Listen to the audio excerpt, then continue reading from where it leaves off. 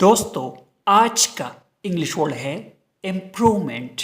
Improvement کا کیا مطلب ہے، آئیے سیکھتے ہیں آج کی اس چھوٹی سی ویڈیو میں۔ امپرومنٹ کا مطلب ہے کسی بھی حالت یا صورتحال میں بہتری آنا، ترقی، اصلاح یا معیار میں اضافہ۔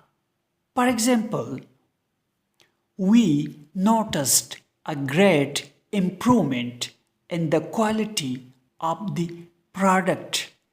Great improvement means زبردست بہتری۔ اس کا مطلب ہے ہم نے پروڈکٹس کے معیار میں زبردست بہتری دیکھی۔ دوستو چینل کو سبسکرائب کریں اور ویڈیو کو لائک اور شیئر ضرور کریں۔ Thanks for watching.